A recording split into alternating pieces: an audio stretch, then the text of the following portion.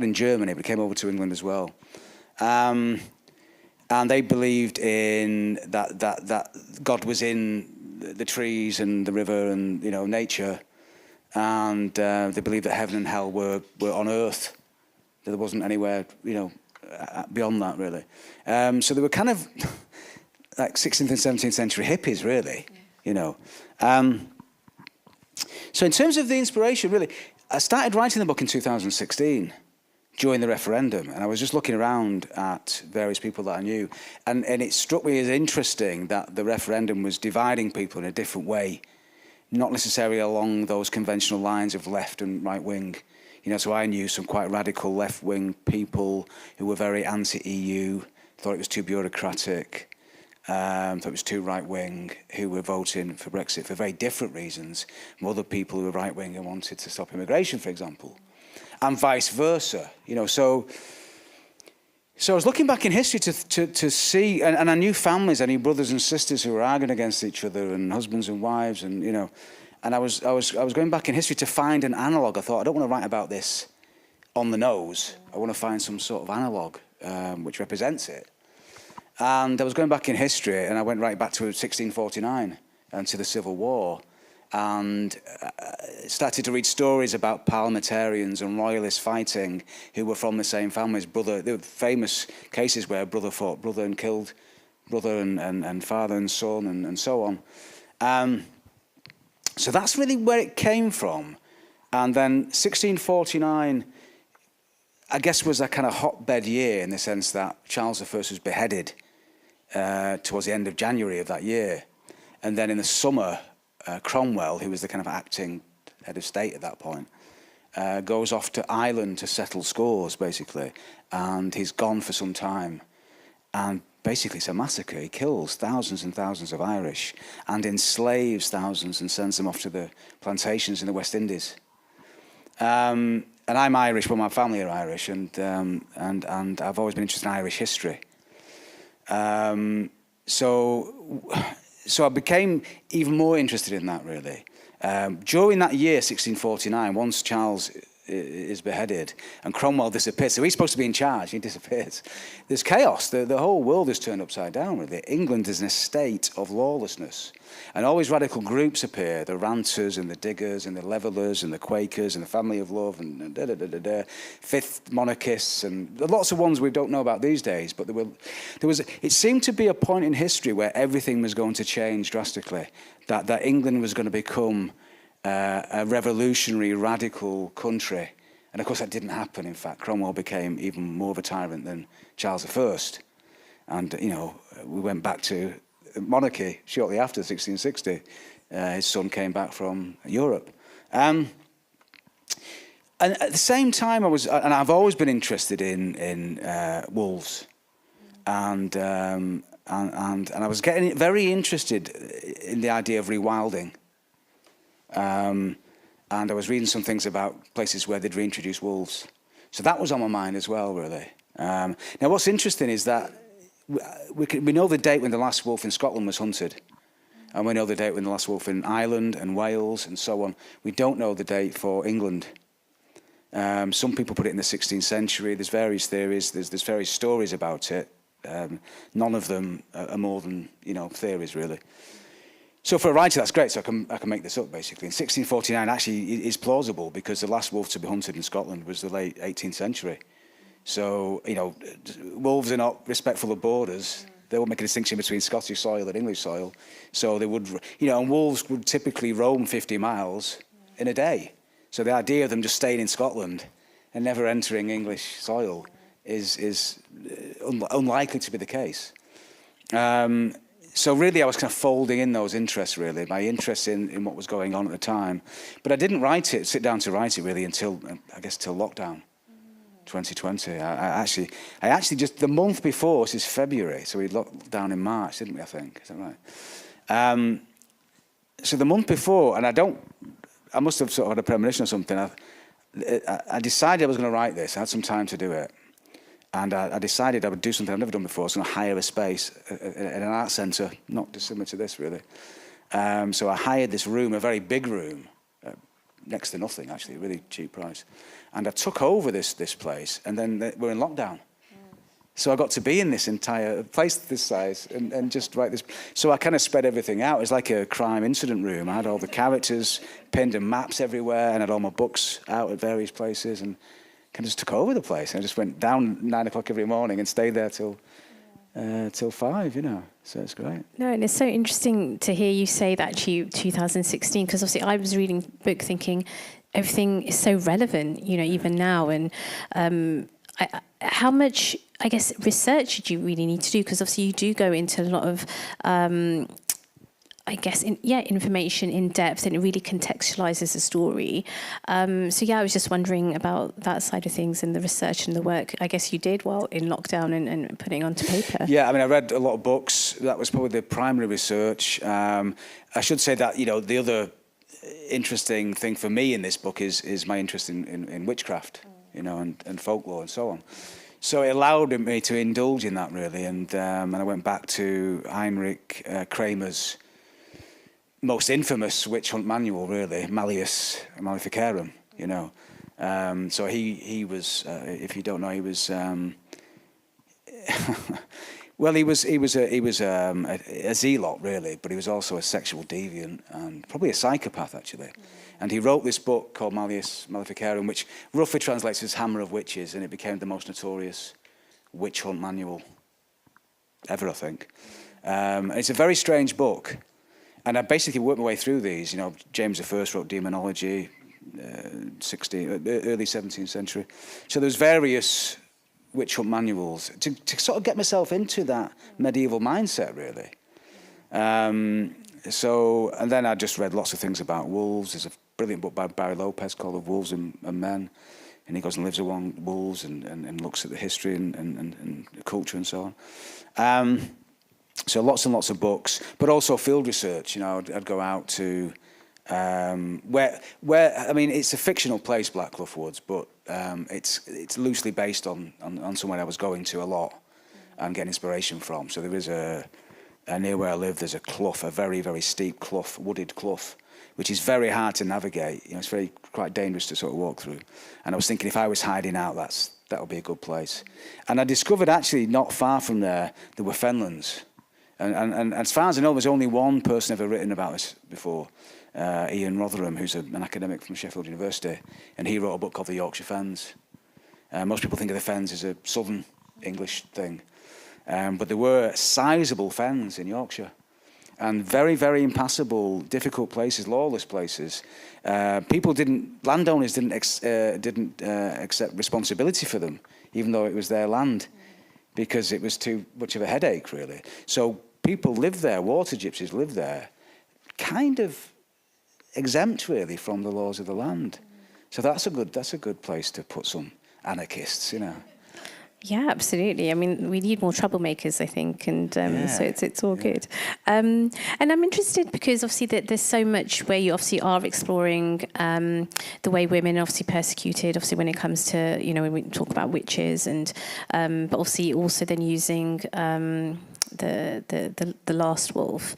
But so as a male writer, why did you, was it, I guess, intentional that you wanted to platform a story which centres around that persecution of women in particular amongst kind of that historical context? Well, I write about persecuted people, really. That's kind of my theme. Outsiders, really, outcasts. You know, my first novel was about an excluded kid who was obsessed with ravens.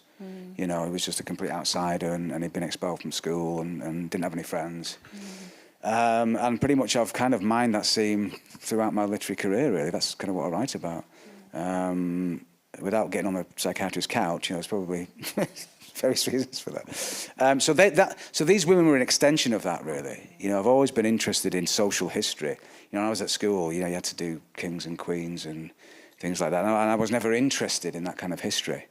I know it has its place, and I'm not necessarily denigrating it, but for me, I was interested in the history of ordinary people. And it wasn't written down. Not much of it was written down. So from a novelist's point of view, you have some things to go off, but a lot of it you can have to conjecture, really. You know. Yeah, no, absolutely.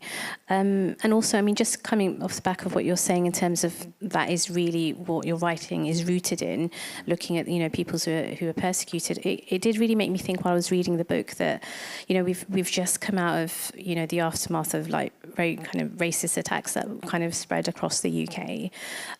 What do you think a story like Blackwood Women could maybe help, for people to read a book like this, to challenge that kind of prejudice and hate? That's a really good question. And I think, for me anyway, historical fiction is only useful if it is writing about what's happening now. You're using the past as a kind of porthole through which to see the present.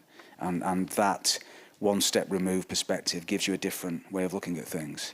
My grandparents came up from Ireland in the 30s to Salford, and there were no Irish signs everywhere, and I never met my granddad. He died before I was born, but my mother tells me the stories that he told her, being refused in pubs and that kind of thing. So I was very kind of aware of that, really, and that's always been part of my family story. The book starts in 1649, but actually there's a prologue which starts in 1642, just after the Irish Rebellion. So what happens in 1641, I don't know if you know this, but there's an uprising, basically. So the indigenous Irish Gaelic Catholics in Ireland had no power, had no seat in Parliament, were second-class citizens in their own country. The land had been confiscated off them. They'd been expelled from their own land. And this kind of reached a kind of loggerhead in 1641.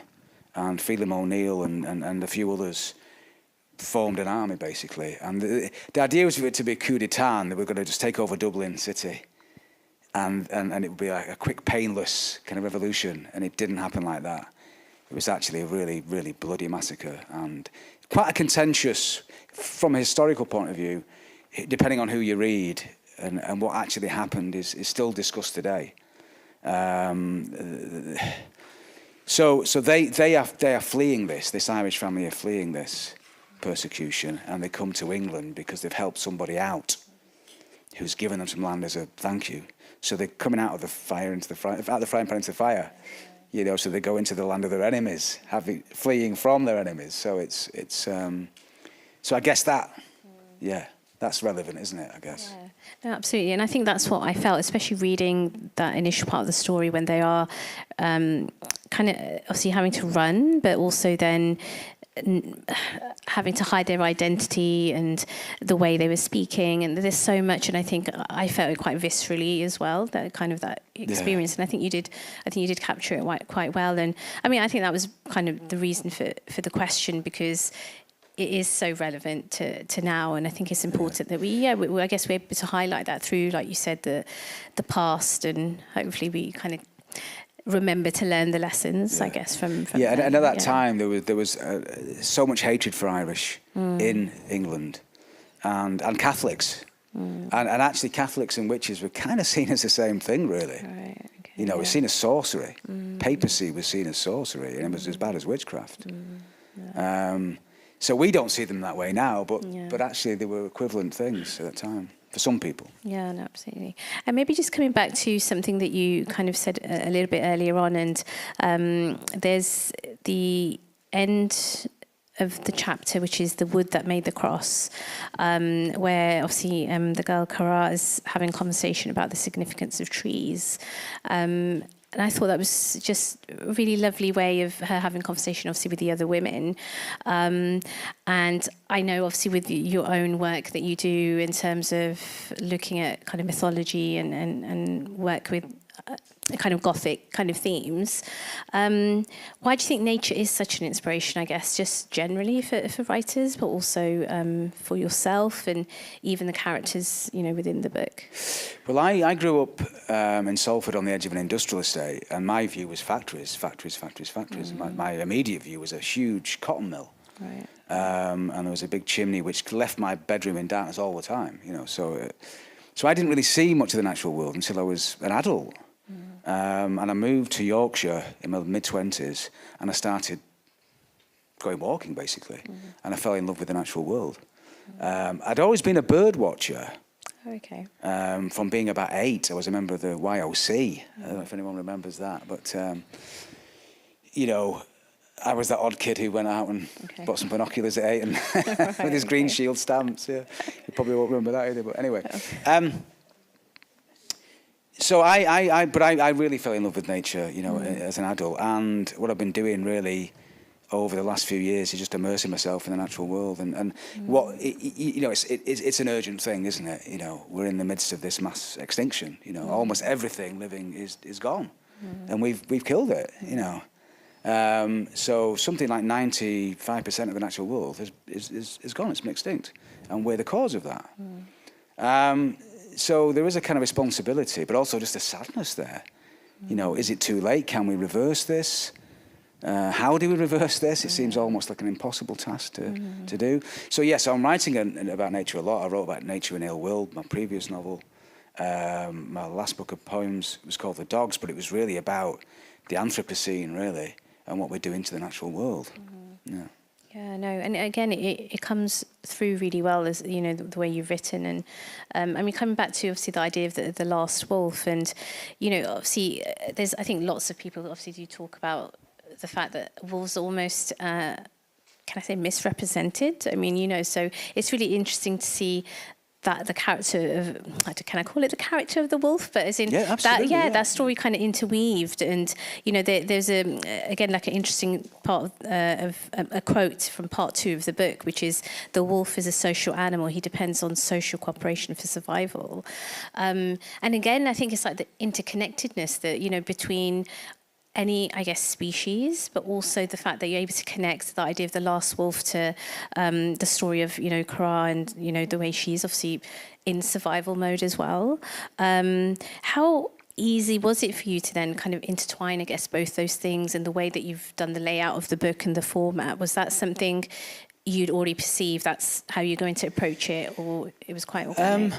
I'm trying to remember the process, really, but yeah, I should explain that the book is told from 3 distinct perspectives, isn't it? So it alternates. Yeah. So you have the wolf story, and you have Kara's story, and then you have the men who are hunting Kara and the women she lives with. Well. So you have the 3 alternating structure, don't you? In terms of the wolf, I guess, of course, the wolf is standing in for something, isn't it? The wolf is a symbol of something we've lost. It's a symbol of something we've lost, is a connection with the wild, basically. And the wolf in Native American culture, for example, you know, they're worshipped, and the wolf is seen as the teacher of men, that we only learnt to survive by watching wolves hunt. Yeah, we are not big enough ourselves to kill a woolly mammoth, let's say. As an individual, we need to work cooperatively to do that. And dogs and wolves do that, don't they? They work cooperatively. They're not big enough themselves to bring down a buffalo, let's say. But as a group, as a cooperative group, they can be. So we, or certainly some Native American tribes, believe that we learnt to hunt through the wolf. But of course, when we reach the agrarian age, when we stop being hunter-gatherers and we become farmers, our relationship with nature completely changes. Instead of being at one with nature, in harmony with nature, part of nature, we become separate. We become custodians. We become landlords. We become exploiters of the natural world, and that's where we are today, isn't it? Really, we can trace back the problems we have to that relationship change, you know, 3,000-4,000 years ago, where we started to exploit the land instead of being part of the land. Yeah. So I guess in terms of that disconnection, I guess, you know, particularly with wolves, but also then just nature in general. I'm thinking, obviously, we now live in a world of like social media. So much of our time gets spent just kind of scrolling on screen. What would you maybe say to somebody who wants to write and maybe feels that, you know, how important is it, I guess, to go back into nature? Like you said, you've been spending a lot of time, and, you know, how important is that really to reconnect with nature, so we're able to, I guess, almost reconnect with our own selves? I think it's absolutely essential to our survival, really, and our understanding of how we can reach a sustainability on a global level. You know, we're at the point of about to destroy everything, and if we don't change radically the way we think about the world and stop seeing ourselves as exploiters and more in harmony with an actual system, it's kind of over, isn't it, really? Sorry to get apocalyptic on you, but it is. No, yeah. That's where we are, there's no point in kind of dressing it up, really. In terms of how important it is, well, I mean, what happened during lockdown? I mean, we saw it, didn't we? In times of crisis, people went into the woods and they felt that need. They didn't necessarily express it that way, but they felt that need to do it. I think the time we're spending on social media is, and I'm not against it, I'm not going to ban it or anything, but I think it is causing a great deal of anxiety, and I think measuring yourself up against a avatar of someone's life, which is a kind of bespoke, curated, idealized version of themselves, is bad for your mental health, basically, on one level, isn't it? So yeah, and I think we know this. There's been so many studies now. We know that walking and being in touch with nature has there was a study recently, and even seeing a tree out of a window, this is a study in hospitals, and they discovered that patients recovered better and quicker if they could see a tree out of the window. So even that connection to nature, through a wall, through a window, has a positive effect on us. Yeah, no, absolutely. I mean, just suddenly it reminds me of my one neighbour, and she used to live opposite us, and she passed away sadly. But I remember her saying to me, that from my bedroom window I can see the tree that's in your kind of, in our front garden. And how it was really lovely for her to wake up and see it. And it's true, you don't really think about that, and even visualizing kind of nature is absolutely so powerful. And I guess, I'm kind of thinking a little bit about the fact that if we are now seeing in a age of social media, and maybe there is a bit of disconnect, like for younger people maybe, how do we get them to reconnect with reading and ultimately writing as well? Because obviously it's almost like a natural progression, maybe not for everybody, but I'm just thinking for young people, if you were to give some advice to them. Well, I think a lot of it lies in the school curriculum, doesn't it, really? And what's happened really, well, for quite a long time now, really, is there's been a kind of low-level attack on the humanities, starting in infant school all the way through to HE. And resources cutting back. They don't teach music anymore, art, drama, literature. So it's all kind of bad news in that sense. There really needs to be a kind of radical change of view, really. And, when I was at school, we did things like, and I'm not saying this is a model really, because my school was actually, falling apart. It wasn't a great school or anything. But the teacher, one particular year when I was about 10, the teacher at the time was a mycologist. He was an amateur mycologist. He was into mushrooms and fungi. And what he did in the autumn is he took us to, there was a little bit of, it was an old railway track which had just rewilded basically itself. It was just an area. And he took us every Wednesday afternoon for about 2 hours. To pick mushrooms. And we picked mushrooms, and he helped us identify them, and we took them back, and he showed us how to get a spore print and to positively identify which they were. And I was absolutely fascinated by this. But you can't do that now. There isn't the space in the curriculum, but also the bureaucracy required to take a child into a wood and allow them to pick potentially poisonous mushrooms. It just wouldn't happen. It's not going to happen now. It's just, we've wrapped young people in cotton wool, really, haven't we? And where I grew up, my mother still lives there, and I go see her every week. And there's a park near where she lives, and I take my dog there. Now, when I was a kid, that park was full of people playing football, hide and seek, climbing trees, making tree houses, making swings, whatever else, playing tig. It was absolutely full of kids.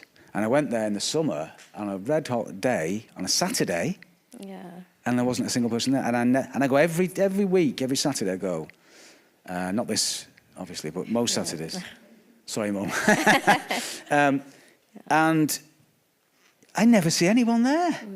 I never see anyone there. All the kids are in the bedrooms on the Xboxes or whatever it is they're doing. Yeah, exactly. So that's really worrying. I mean, I was sort of thrown out at 9 o'clock and told to come back at tea time. That was it, really. Yeah, exactly. Yeah. So I think the way we kind of have this kind of paranoia and this policing of young people is very unhealthy. But that's adults, isn't it, that are imposing that? Yeah. And then who inspired you as a I guess, a young reader? And was it a particular teacher in school? Are there any particular books that ultimately resulted, I guess, in Blackwood Women, if you look at your journey? I'd read really from a young age, without really knowing what I was doing, really. I just read my sister's books because she had Enid Blyton on the shelf, so I read all that. But really, when I was about 10, I contracted glandular fever, and I had it really bad, and I was bedridden for 10 weeks, so I was off school. And my mother was working at the time, and she used to get me some books from the library on a Saturday morning, and I'd read those in bed. And one book she got me was, it was called something like Poems of Childhood or something like that. It was an anthology of famous poets writing about childhood. And there was a poem in there by Edgar Allan Poe called Alone.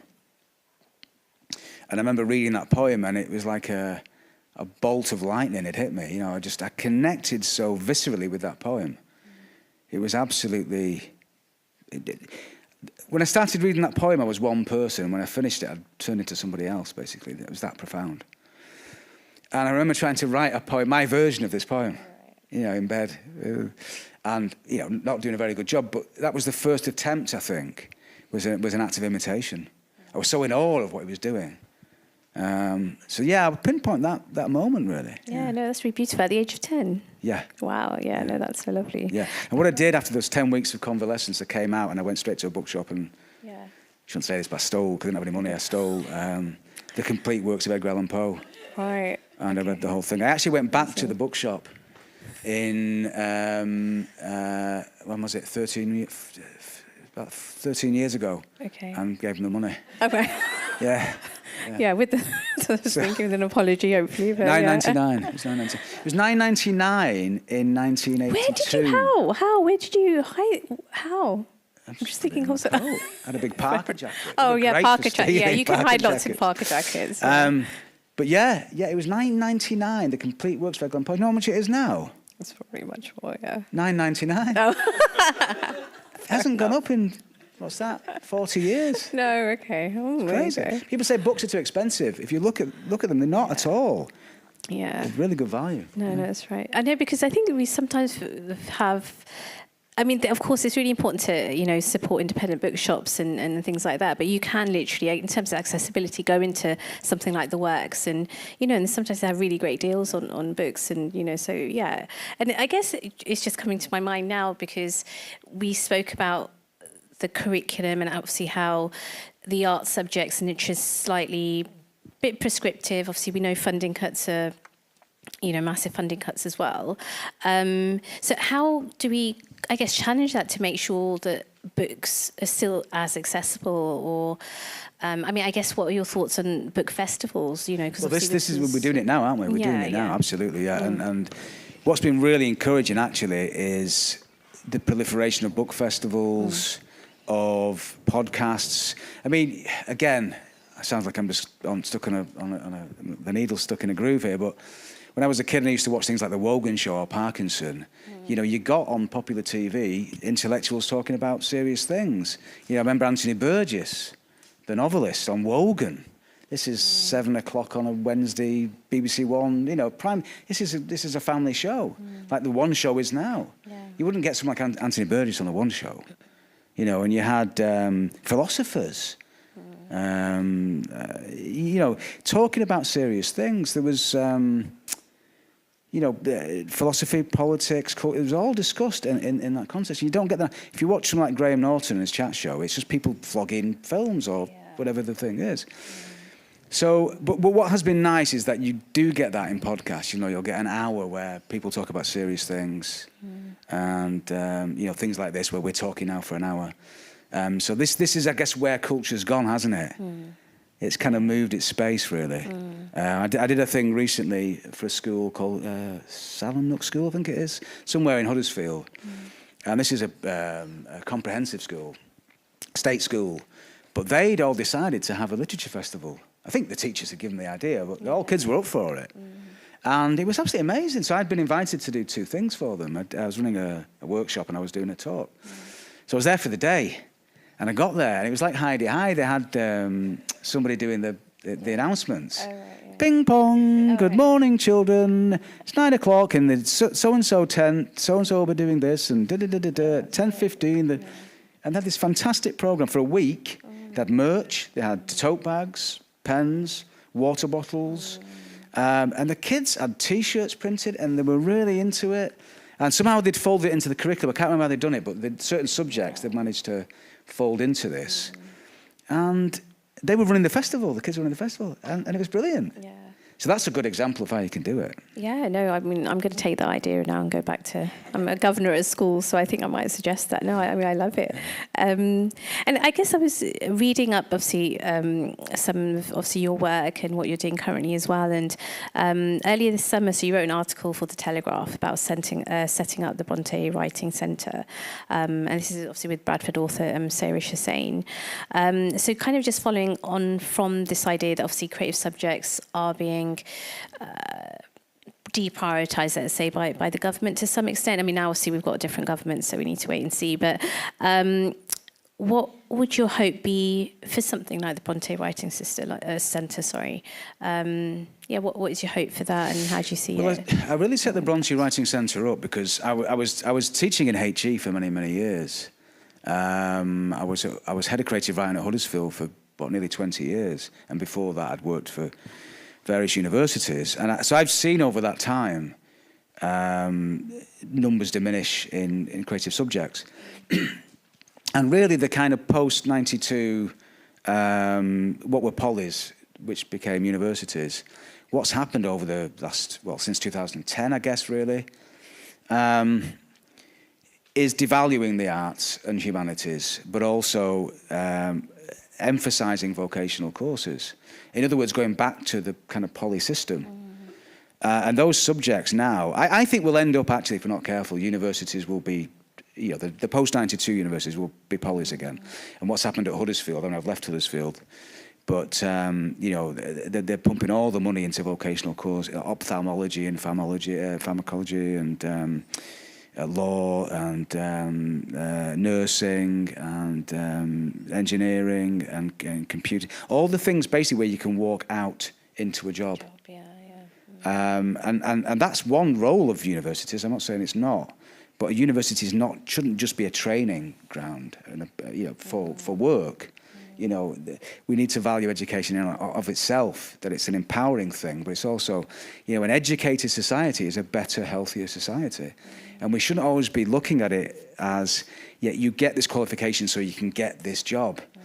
That's just a capitalist narrative, isn't it? Yeah, and I've always said, if you're interested in a subject, you should pursue it.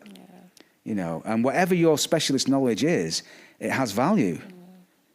Even if it doesn't have monetary value. So when I left Huddersfield, I was kind of jaded, really, to be honest with you, with HE. And I wanted to set a centre where people, because when I first started in HE, there were lots of mature students. There was a very good mix of, school leavers, college leavers, but also older people who had retired or had been made redundant and just actually had a bit of free time and wanted to go into education or back into education for their own benefit, really. And that really, that mix of old and young was really beneficial. Both people benefited from it. Older people were energised by young people, and young people learned from the experience and knowledge of old people. And you don't get that now. Universities are essentially 18, 19, 20, 21-year-olds. And the reason for that is obviously the tuition fee. If you've retired, you're 65, you don't want to get yourself 50 grand in debt because you might never get a chance to pay it off even, So it completely changed the environment when the tuition fees went from 3,000 in 2010 to 9,000. It just stopped mature students coming to university. So that was partly what I wanted to do, was engage with those people and who 20 years ago would have done a degree in creative writing, but so that's kind of it. And also just really support emerging writers as much as possible. Yeah, no, and it's so important what you said to make that distinction between value, because you're right, in a capitalist system, there is a focus on the monetary, but actually, just valuing education for education's sake is so important. I think sometimes, we forget to talk about that or focus on it. So, I think, obviously the fact that you've launched that initiative is really brilliant. And I was just going to say to you, I was just going to say, look for philosophy courses now outside of Oxford and Cambridge and one or two other places. They've disappeared. And that's quite sinister. And if you talk to people about philosophy degrees, people's perceptions, these are Mickey Mouse. This goes back to Aristotle and Plato. This is the very heart of all our thinking. The idea that learning to think better is a Mickey Mouse subject and a daft thing to do. It's really quite worrying, isn't it? No, it is. Yeah, that's right. But obviously, sometimes the powers that be maybe don't want too many people to think too much. No, so definitely not. But I wonder if this might be a good time to invite you to, if you would be happy to do a short reading. I'm try and do this with one hand. That quite heavy might be a bit tricky. Yeah. Do you want to bring the table closer? That way you that's can a good just. Idea. Should I? It'll be easy to bring. I'll do that. So, as I was saying, the book is told from three different perspectives, and it begins with the wolf. But I won't read the wolf section. I'm going to read the first Cara section, or an extract of the first Cara section. So, as I was saying, in 1641, there's this big rebellion. The indigenous Catholics rise up against their oppressors, and this particular family, Cara's family, end up moving to the north of England. And this is their passage, this is their sea voyage as their escape from their oppressors. And hopefully it kind of connects to what's going on at the moment. I think that was the intention when I wrote it, that what's happening in the world today is reflected in this passage. We were travelling across the Irish Sea in an open boat that groaned and creaked. It was a journey no one should ever have to make. The sea was choppy, and the wind made spikes out of the waves. I stared into the terrible abyss and wondered what sharp-fanged monsters lay beneath. The ocean roared, and I was sick over the side. Fear gripped me. Somewhere amidst this wretched purging, I was aware of raised voices over the screech of gulls and the relentless screaming of the sea wind. I knew that there was a fractious air between my kinfolk, but I was too young to understand the source of the hostility. Mammy was telling Daddy that it had been a mistake to leave Ireland and come to the enemy land. Daddy was saying that they had no choice. The man who was pursuing them would not stop until he found them, and he would not think in a million years that they would be bold enough to flee to England, to live amongst their murderers. It is out of the frying skittle and into the fires of hell, was Mammy's retort. It appeared things had got out of hand. Long buried hatreds had resurfaced, and Daddy had done a terrible thing. They were arguing about a fella named Phelim. Mammy said he was a viperous man who had wanted blood. Daddy was shouting that these things they were saying about this man were not true. As he shouted, the waves crashed and the boat rocked. I tried to hide the agonizing terror that raced through my veins. It felt like the sea and my kinfolk were part of the same anger. For the love of God, man, why did you not get a boat with higher sides? As the waves tore against the boat, crashing over and onto the deck, lacerating us like razors, me and Mammy sheltered beneath the blanket and tarp, while Daddy tried to keep an even keel. Mammy was kissing my head. It'll be all right, my baby, it'll be all right. Daddy sang us songs and told us stories from his boyhood, how he had outrun Angus across 3 fields and eaten more apples than big-bellied Brennan. Sure, he could swim this sea there and back in one go, so he could. He didn't even need a boat. We had nothing to fear. He knew where he was going all right, so he did. He had the sun and stars to guide him. From the north there came a mighty wind that knocked Dar off his spot. He fell down and gripped the side of the boat, but in so doing let go of an oar. He tried to grab it, but it sank. Oh dear God, what are we going to do now? Mammy looked aghast and Daddy peered into the blackness, trying to discern where the oar had gone. He plunged his fist, but pulled nothing out with it. Mammy crossed herself and muttered a prayer. Oh, please, God, don't let us die out here. She was crying now, low and restrained. She tried to hide her sobs beneath her shawl, but I could see her eyes well, then tears spill and roll down her cheeks. The next thing I was crying too, big, gasping sobs, bawling my eyes out. Mammy held me in her arms and we cried together. The wind was getting stronger, rocking the boat one way then the other. Thunder cracked once more, and the storm began again, only fiercer than the last one. The winds lancing and the raindrops tearing flesh. Daddy took a length of rope and tied one end through the empty oar loop, and the other end he wrapped around all three of us and tied it off with a double knot. We were all praying now, and crossing ourselves, but the rain and the wind were unrelenting. The boat was turned about, then turned about again, tossing us up in the air and throwing us back down. The waves crashed over the boat, filled with water. I could feel the freezing water soak through my boots and through my clothes. It made me gasp. I was blasted by the ocean brine, and I swallowed some in error, trying to spit it out before it choked me.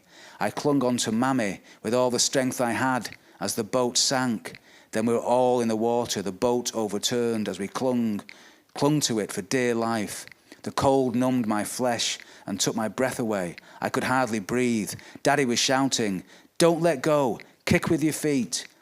I did as Daddy said, but it was hopeless. I could feel my legs go numb. We were all going to die out here, halfway between the home that had treated us so cruelly and the place we intended to start again. It was no use. I could feel my body giving up, surrendering to the indifferent forces all around us. I lost all sensation in my body, like I was floating above it, a detached spirit, leaving the flesh behind.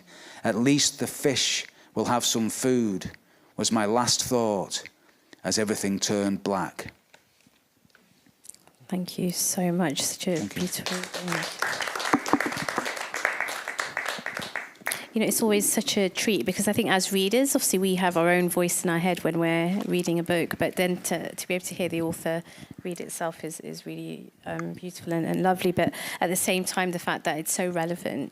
And I think it was just before, actually, we started the session, and I couldn't remember the quote, but there's quite a well-known poem by Wasan Shire, and she says, "You have to understand that no one puts their children in a boat unless the water is safer than the land." So, you know, I think that it just encapsulates something, doesn't it? And yeah, and I think about those people every day. I'm sure we all do. You know, I mean, to risk such a dangerous crossing and to be greeted at the end as a prisoner and vilified, you know, it's something that I think about all the time. Yeah, I'm sure most people do. Yeah. So I think we've got time now for some questions from the audience. So we have a roaming mic. So if you do have a question, if you just put your hand up.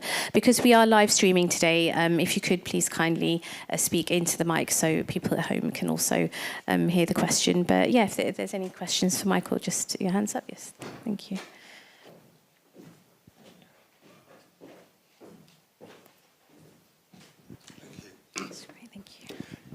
Yeah, hi. Just wondered, when you started your journey as a writer, did you ever think of self-publishing? That's a good question. I'm trying to think. So, I guess the first attempt I made, really, to sort of enter the professional world of being a writer, when I was living in Manchester, there was in fact, it's still there, there's a group called Common Word, just set up in the 60s, I think. And they're there to sort of represent marginal voices, really. And they had a group called the Monday Night Writers Group. And a librarian I was friendly with. I used to use the library in Salford quite a lot. And I said, you know, I want to be a writer, what do I do? She said, well, there's this group, the Monday Night Group, go along to this group. So I went along to this group, and I was quite intimidated, really. I walked in, and they kind of all knew each other, and some of them had been there a long time.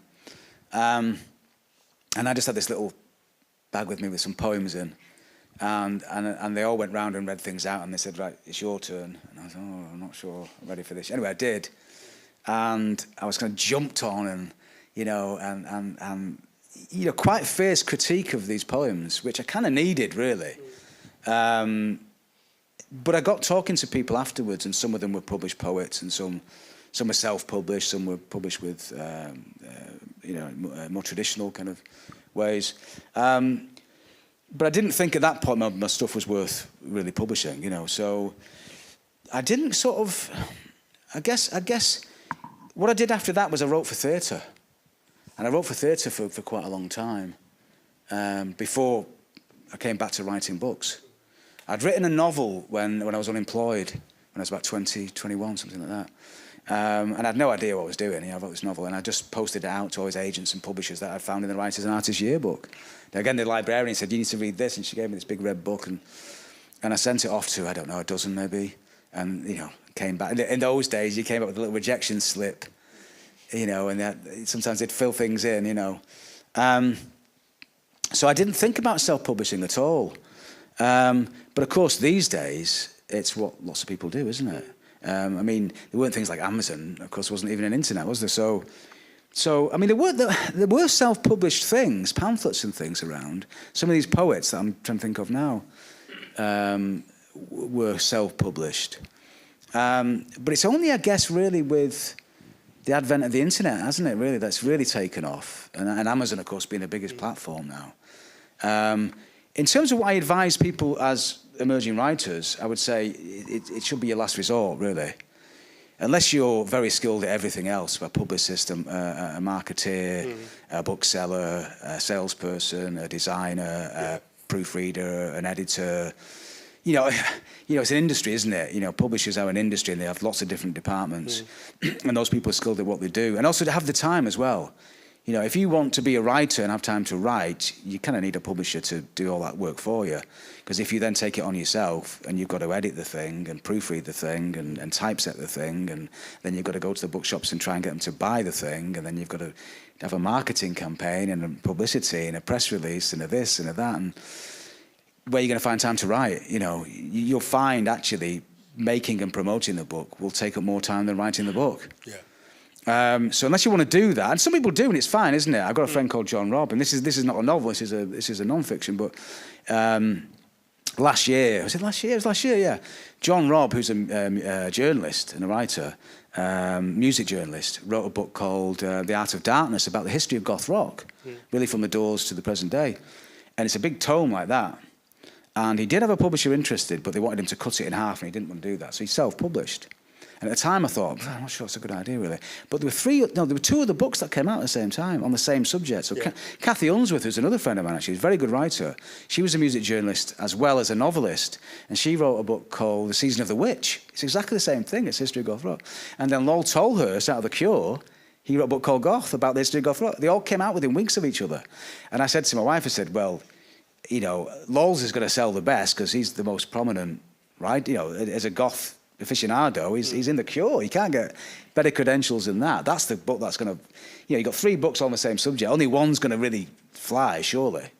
You know, no one's going to buy all 3, you know. And then I thought, Cathy's will come next because she's a really good writer and she's respected as a novelist as well as a. And I thought, John's self-published. You know, he's not got a publisher to help him publicise it and do all that kind of work. Guess which one sold the most? It's John.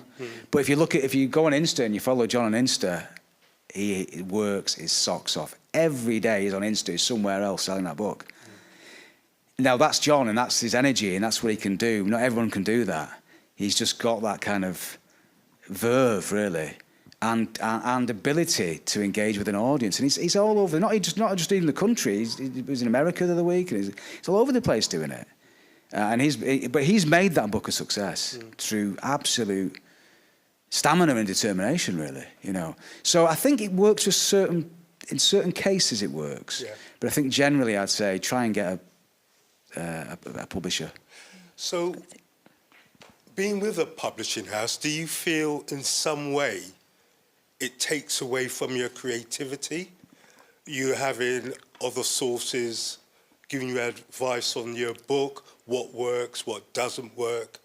Does this take away from your ownership of your own work? Well, that's another really good question, actually, because, you know, I believe that writing is a collaborative process. At some point, you collaborate, you know, and poets collaborate right at the end, you know. Dramaturgs, writers of theatre collaborate almost from day one. You know, when I was writing for theatre, even before, you know, I wrote a line, very often I'd work with the theatre group the drama group I was working with, and we'd devise scenes and so on, and then I'd go away and write. So it's collaborative to begin with.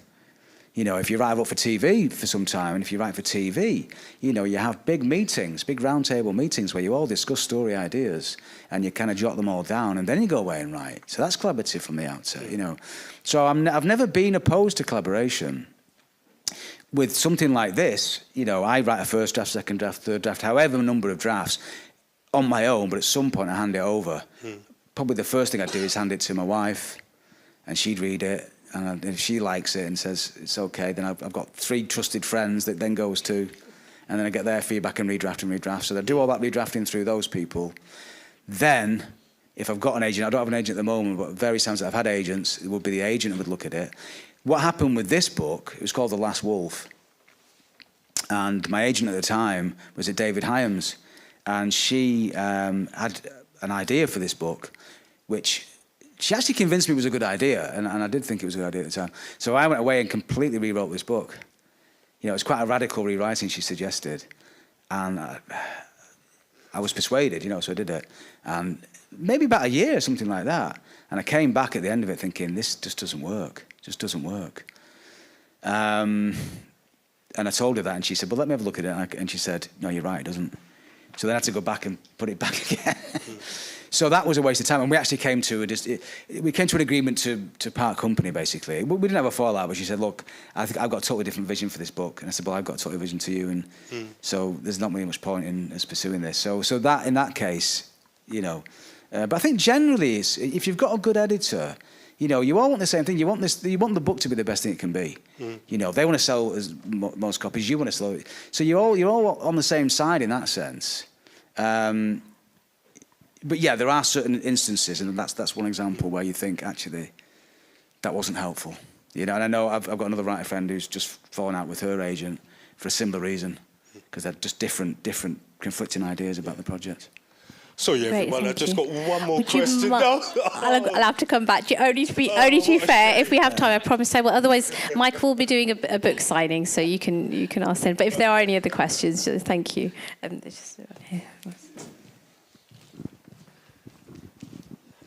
Just talking about education, how do we persuade governments or the powers, the people that make the decisions about the curriculum?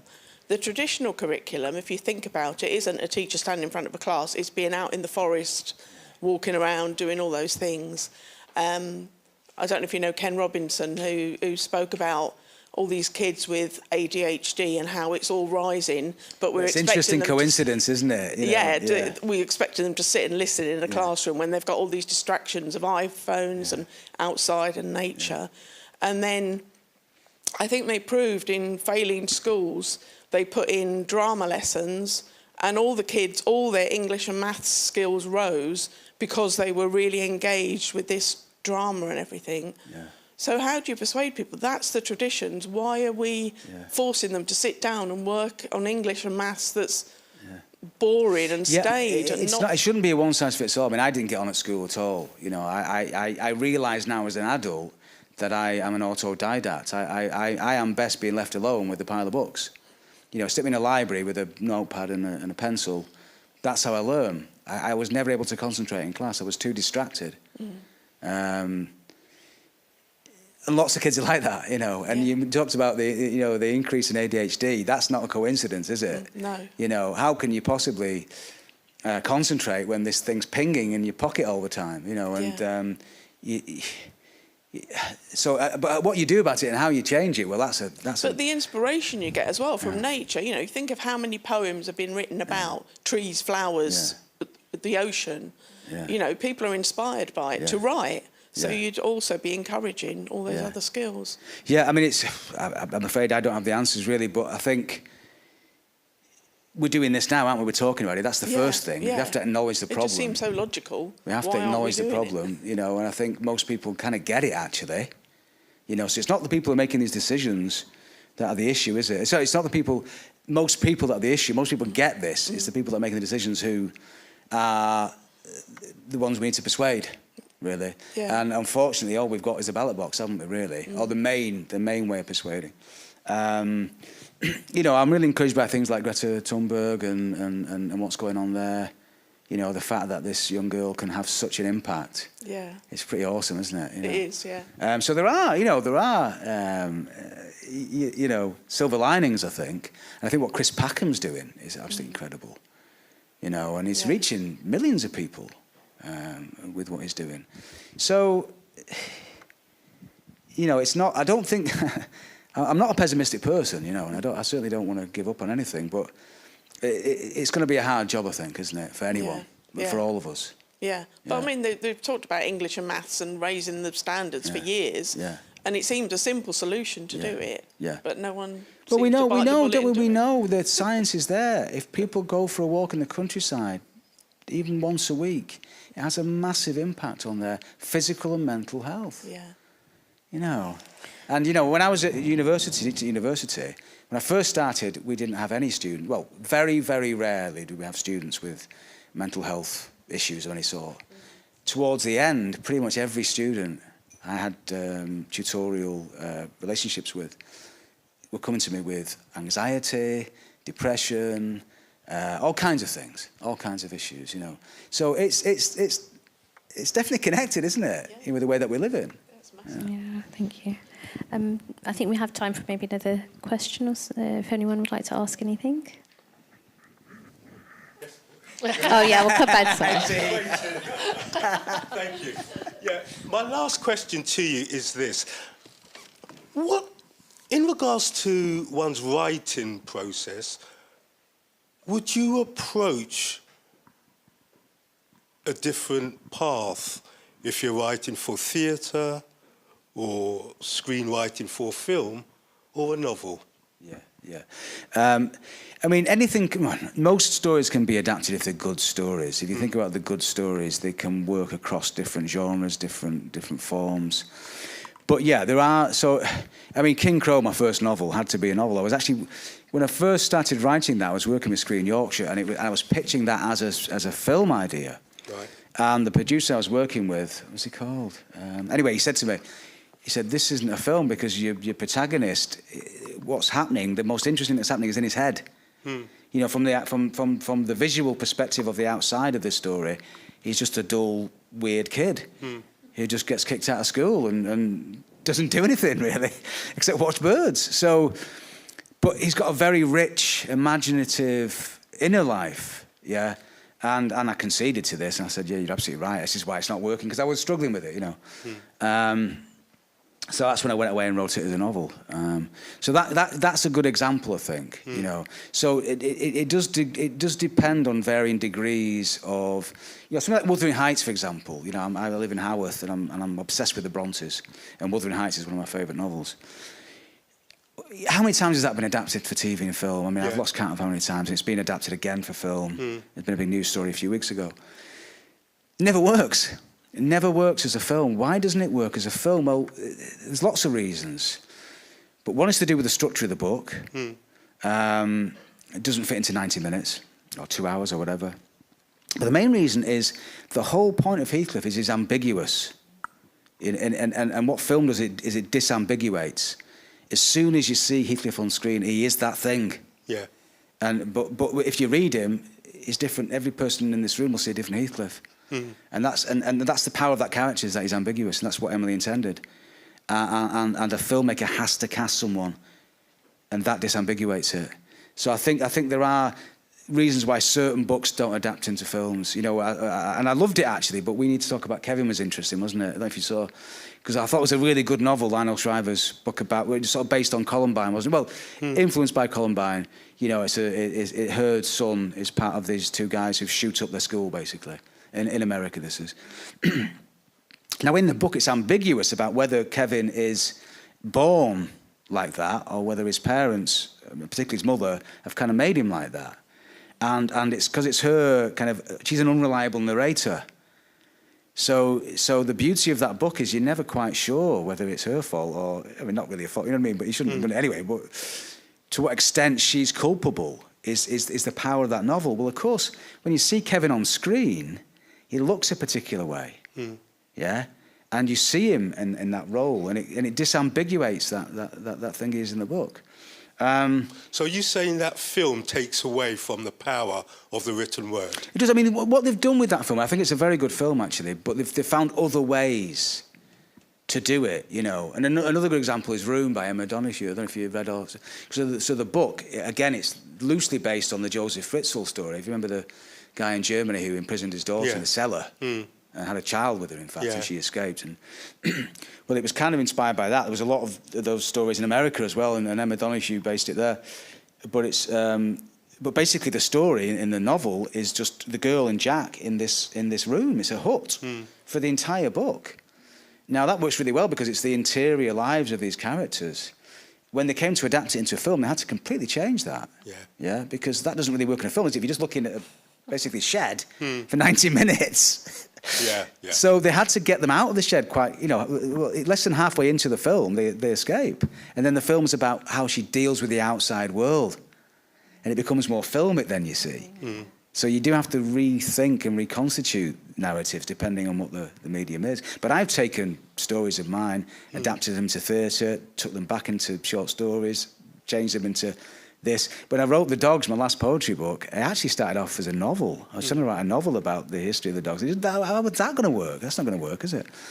It's not novelistic. It's not episodic. It doesn't have a narrative arc. So I was trying to put a square peg into a round hole.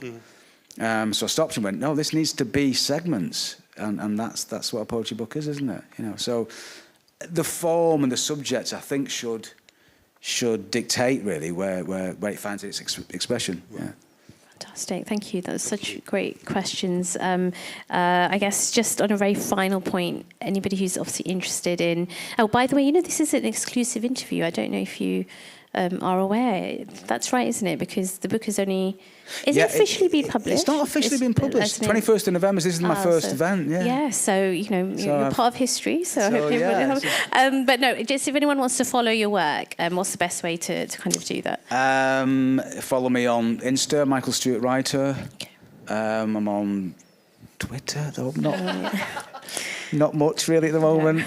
We'll see how that pans out. I mean, the thing about Twitter is, for the publishing industry, it's still their main social platform, although it's really starting to, you know, not be, but it still is. When Elon Musk bought Twitter, you know, the publishing world was shaking in the boots, you know what I mean? It was like, oh my God, what are we going to do? No, absolutely. I know it's kind of quite precarious times, but thank you so much, Michael, for today. It's been absolutely wonderful, and thank you obviously to the audience for taking the time to come today. So there will be a book signing, so you're able to get your book signed. So there's tables outside, and you can take a moment to obviously meet Michael in person. And yeah, but otherwise, thank you so much. Oh, and just. I have been told I have to remind people, obviously. So the next session, if you are still around, I'll be interviewing Eva Verde. So her book is In Bloom. She's an East London writer exploring themes of identity, class and female rage. In Bloom examines the complexities of mother-daughter relationships, class and belonging. So that is at 5 o'clock if you are interested. But otherwise, thank you, and I hope you enjoy the rest of your day. Thank you. Thank you.